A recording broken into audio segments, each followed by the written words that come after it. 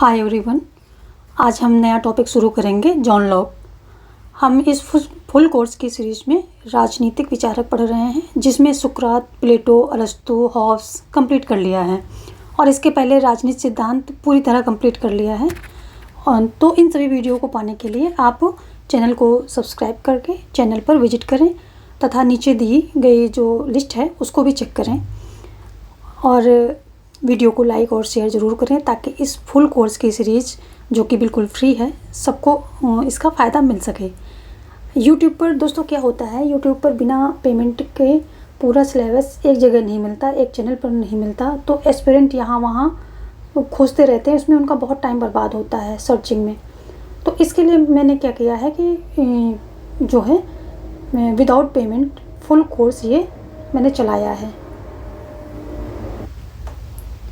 यहाँ क्या है, यहाँ पर पूरा कोर्स फ्री है और आपको करना क्या है, सिर्फ चैनल को सब्सक्राइब करना है और सब्सक्राइब करके हमारी वीडियोज़ को ज़्यादा से ज़्यादा शेयर करनी है, ताकि इसका अधिक से ये वीडियोज़ जो हैं अधिक से अधिक लोगों तक पहुँच सकें और अधिक से अधिक लोग इसका फ़ायदा उठा सकें। इस जो फ्री कोर्स है इसका फ़ायदा अधिक से अधिक लोग उठा सकें।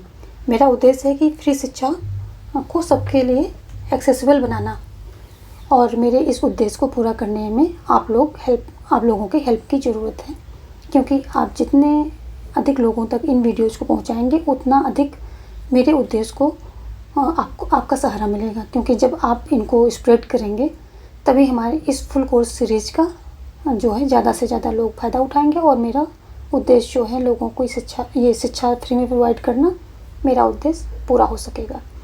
तो जो वीडियो बिल्कुल स्किप मत करना, नहीं तो कॉन्सेप्ट समझ में नहीं आएगा।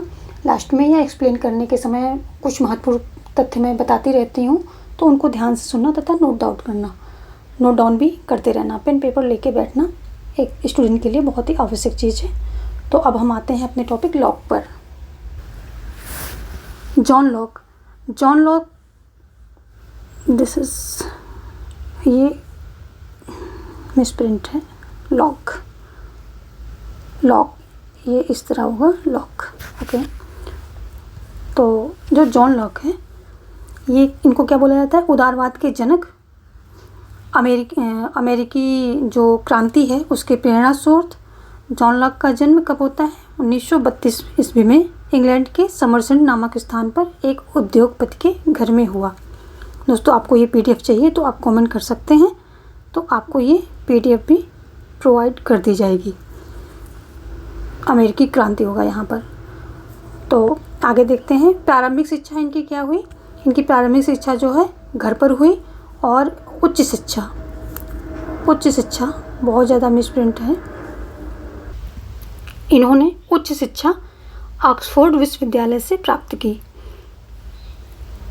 शिक्षा प्राप्त करने के बाद इन्होंने ऑक्सफोर्ड यूनिवर्सिटी में इन्होंने क्या किया, प्राध्यापक के रूप में कार्य किया।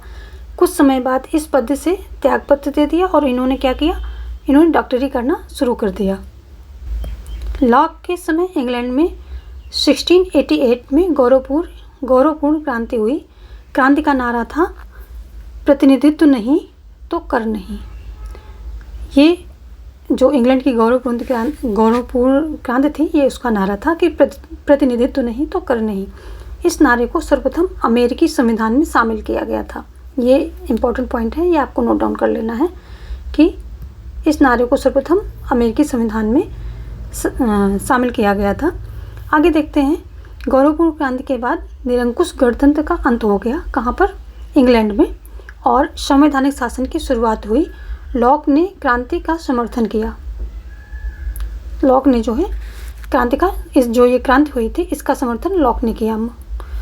लॉक ने 1690 में अपनी प्रसिद्ध पुस्तक two treatises on civil government लिखी, और इसी पुस्तक में अपने राजनीतिक विचारों का प्रतिपादन किया। किसमें, two treatises on civil government. ये इनकी बहुत ही महत्वपूर्ण बुक है और इसी बुक में इन्होंने अपने राजनीतिक विचारों का प्रतिपादन किया है। यह पुस्तक 2 खंडों में लिखी गई। 2 खंडों, मिसप्रिंट बहुत ज़्यादा है, 2 खंडों में लिखी गई। 2 खंडों में लिखी गई। पहला खंड क्या, रॉबर्ट फिल्मर जो थे, रॉबर्ट फिल्मर की दैवीय उत्पत्ति के सिद्धांत का खंडन किया है। किसमें, पहले पार्ट में। जो पहला पार्ट है इनका, इसमें रॉबर्ट फिल्मर के दैवीय सिद्धांत का खंडन किया है। और जो दूसरा पार्ट है, इसमें हाब्स के निरंकुश राजतंत्र का खंडन किया है। इनके 2 पार्ट हैं इस बुक में। जो इनकी ये बुक है 2 ट्रीटीज ऑन सिविल गवर्नमेंट, इसके 2 पार्ट हैं। पहले पार्ट में रॉबर्ट फिल्मर के दैवीय उत्पत्ति के सिद्धांत का खंडन किया गया है, दूसरे में निरंकुश राजतंत्र का, किसके, हाब्स के निरंकुश राजतंत्र का खंडन किया है।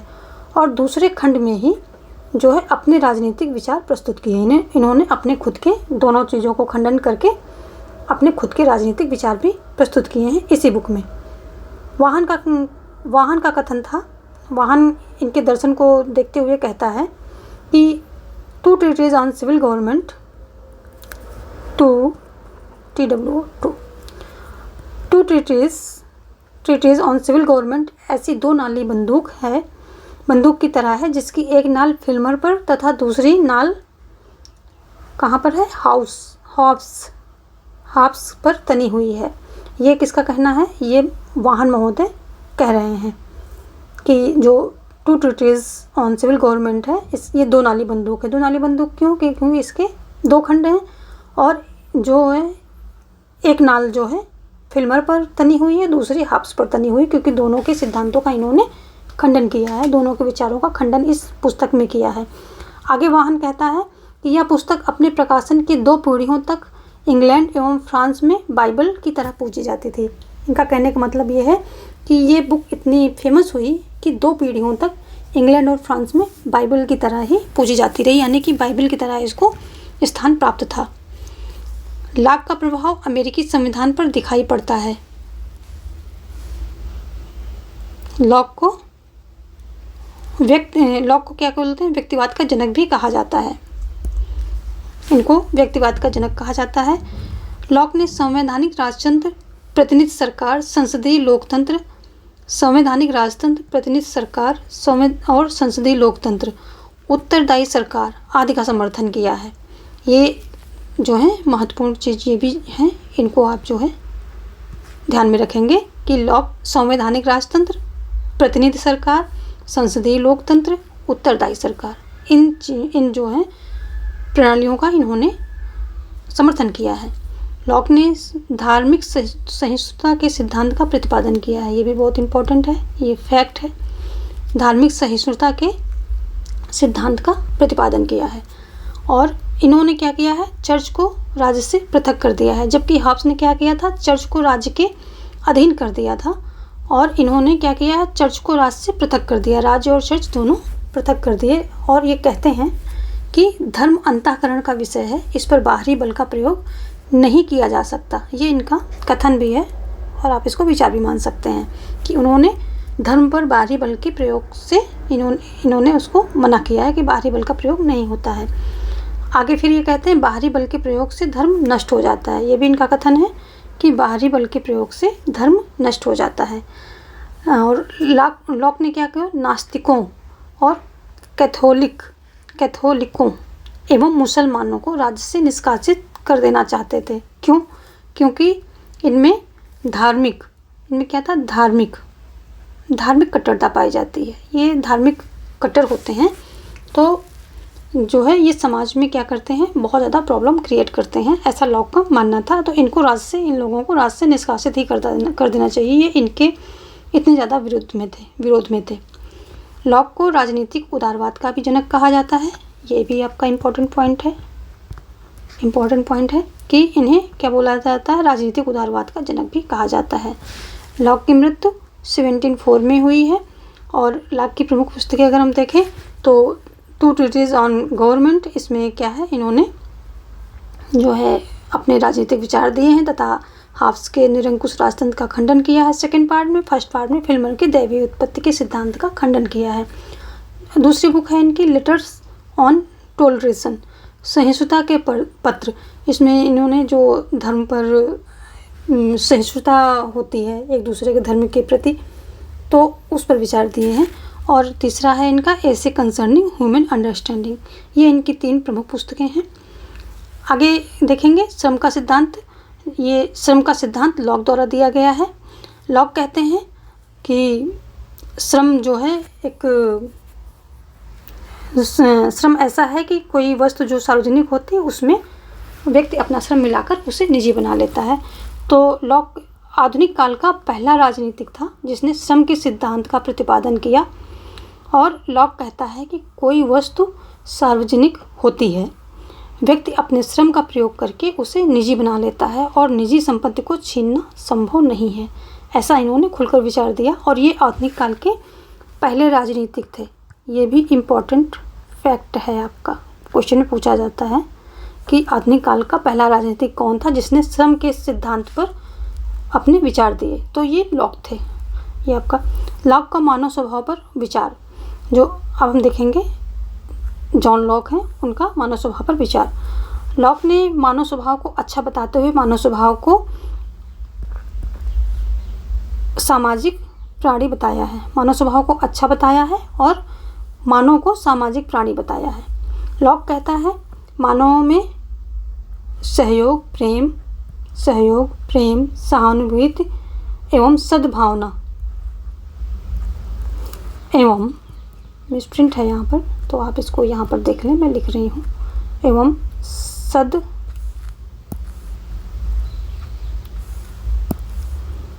सद्भावना का गुण पाया जाता है। वह दूसरों के साथ संबंध रखने के लिए अपना जीवन व्यतीत करता है। यानी कि लॉक ने जो है मानव स्वभाव को अच्छा बताया है और उसे एक सामाजिक प्राणी बताया है और बोला है कि उसमें सहयोग, प्रेम, सहानुभूति और सद्भावना होती है। वहीं हॉब्स ने मानव स्वभाव को स्वार्थी, पाशविक एवं पतित बताया था और बोला था कि जो है मनुष्य एक दूसरे से हमेशा लड़ने में जुटा रहता है और वहाँ पर जीवन की सुरक्षा नहीं है, जीवन के लिए असुरक्षा बनी हुई है। आगे देखेंगे लॉक का प्राकृतिक अधिकारों पर विचार। लॉक आधुनिक काल का पहला विचारक है जिसने प्राकृतिक अधिकारों पर खुलकर समर्थन किया, इसलिए लॉक को प्राकृतिक अधिकारों के सिद्धांत का जनक कहा जाता है। तो ये देखिए, ये भी आपका एक इम्पोर्टेंट पॉइंट है कि ये प्राकृतिक अधिकारों के सिद्धांत का जनक कौन है, तो इसे भी जॉन लॉक को माना जाता है। तो ये भी आपका एक इम्पोर्टेंट पॉइंट है।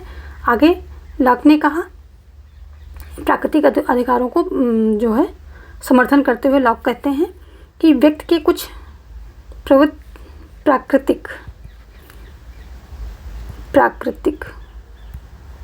प्राकृतिक अधिकार होते हैं।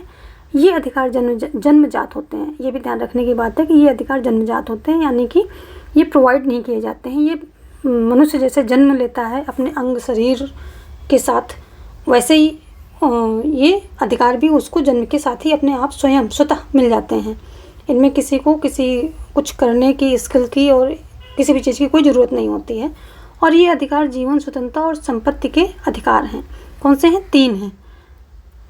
ये पहला जीवन, दूसरा स्वतंत्रता और तीसरा संपत्ति।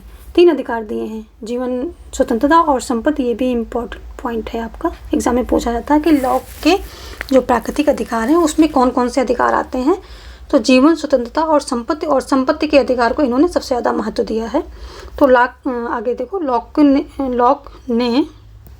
लॉक ने संपत्ति के अधिकार को सर्वाधिक प्राथमिकता प्रदान की एवं जीवन और स्वतंत्रता के अधिकार को संपत्ति के अधिकार में समाहित माना है। ऐसा मतलब कहते हैं, यानी कि इन्होंने सबसे ज़्यादा संपत्ति को जो है महत्व दिया है। और इसी बात पर वाहन इनकी आलोचना करते हुए कहते हैं कि लॉक के संपूर्ण राजनीतिक दर्शन का मुख्य उद्देश्य व्यक्ति के संपत्ति की सुरक्षा करना है। ऐसा वाहन महोदय इनकी आलोचना करते हुए ये कहते हैं। लॉक आगे क्या कहते हैं कि ये जन्मजात प्राकृतिक अधिकार सभी व्यक्तियों को समान रूप से प्राप्त हैं। ये लॉक मानते हैं कि ये जन्मजात प्राकृतिक अधिकार सभी व्यक्तियों को समान रूप से प्राप्त हैं, चाहे वो कोई भी लिंग हो, कास्ट हो, वर्ग हो, कुछ भी हो, गरीब हो, अमीर हो, सभी को ये अधिकार समान रूप से प्राप्त हैं। ये अधिकार विकासात्मक नहीं है, यानी कि ये समय के साथ, उम्र के साथ ये विकास नहीं करेंगे, अर्थात जैसे जन्म के समय है वैसे ही पूरे जीवन जन्म के बाद रहेंगे, यानी कि मृत्यु आने तक ये अधिकार वैसे ही बने रहेंगे। आगे लॉक के अनुसार प्राकृतिक अधिकार आदेश अधेय अविभाज्य एवं अहस्तांतरणीय है। अधेय, यहाँ पर आदेश नहीं होगा, अधेय और अविभाज्य एवं अहस्तांतरणीय है। लॉक ने क्या किया, प्राकृतिक अधिकार की चर्चा करके प्रत्येक व्यक्ति को समान माना। वहाँ उस समय क्या है, विशेषाधिकारों का बहुत ज़्यादा बोलबाला था, लेकिन लॉक ने क्या किया, ये प्राकृतिक अधिकारों की चर्चा करके प्रत्येक व्यक्ति को समान माना है और विशेषाधिकार मूलक व्यवस्था को चुनौती दी है। तो इनके विचारों से क्या हुआ कि जो विशेषाधिकार मूलक व्यवस्था थी उसको भी चुनौती मिली है। अब हम जो है इसको समराइज कर लेते हैं। जो महत्वपूर्ण तथ्य हैं, जो बहुत ही ज़्यादा, वैसे तो सब पूरा कॉन्सेप्ट ही आपको समझना होगा, इम्पॉर्टेंट है, पर जो उसमें बहुत ज़्यादा महत्वपूर्ण है, एग्ज़ाम में बार बार रिपीट किए जाते हैं क्वेश्चंस जिनसे, उनको देख लेते हैं। तो ये आधुनिक काल का पहला राजनीतिज्ञ था जिसने श्रम के सिद्धांत का प्रतिपादन किया। ये दूसरा है कि प्रत्येक व्यक्ति समान है। अकॉर्डिंग टू लॉक प्रत्येक व्यक्ति समान है, यानी कि उसको समान अधिकार प्राप्त हुए हैं। जो ये प्राकृतिक अधिकार हैं सभी व्यक्तियों को समान प्राप्त हुए हैं, उसने सभी व्यक्तियों को समान माना है। और इसने क्या किया है, विशेषाधिकार मूलक व्यवस्था को चुनौती भी दी है। तीसरा मेन पॉइंट है अधिकार अधेय अविभाज्य एवं हस्तांतरणीय है। चौथा है ये जीवन, स्वतंत्रता और संपत्ति, 3 अधिकारों को दिया है प्राकृतिक अधिकार के अंतर्गत लॉक ने। और जो संपत्ति का अधिकार है इसको सबसे ज़्यादा प्रधानता दी है, यानी सबसे ज़्यादा महत्व इसको दिया है। इसी के अंदर दोनों अधिकार समाहित माने हैं, यानी जीवन और स्वतंत्रता को संपत्ति के अधिकार के अंतर्गत समाहित माना है। 5वां मेन पॉइंट है उदारवाद का जनक माना गया है। जो लॉक को व्यक्तिवाद का जनक कहा गया है। और इन्होंने क्या किया, धार्मिक सहिष्णुता के सिद्धांत का प्रतिपादन भी किया है। अधिकार जन्मजात होते हैं एवं अपरिवर्तनशील होते हैं, यानी कि जिस तरह ये जन्म के समय मिलते हैं उसी तरह ये पूरे जीवन बने रहते हैं। अधिकार अधेय अविभाज्य एवं हस्तांतरणीय होते हैं। ये मेन पॉइंट हैं। बाकी पूरे कॉन्सेप्ट में आपको जो और चीज़ें मेन लगी हों या नहीं लगी हों वो आप नोट डाउन करेंगे, और इस PDF का लिंक आपको चाहिए तो मिल जाएगा। और यहीं से आज के लिए बस इतना ही। लॉक का जो सामाजिक समझौते का सिद्धांत है और लॉक का जो प्राकृतिक अवस्था पर जो विचार इन्होंने दिए हैं वो सब हम नेक्स्ट वीडियो में पढ़ेंगे। तो आगे की वीडियोज़ पाने के लिए हमारे चैनल को सब्सक्राइब कर लें तथा इस वीडियो को ज़्यादा से ज़्यादा लोगों में शेयर करें, ताकि इस जो ये फ्री कोर्स चल रहा है इसका फ़ायदा सभी को मिल सके, ज़्यादा से ज़्यादा लोगों को मिल सके। तभी हमारे मेहनत करने का जो है कुछ मतलब निकलेगा, तभी हमारी मेहनत जो है सफल होगी। धन्यवाद।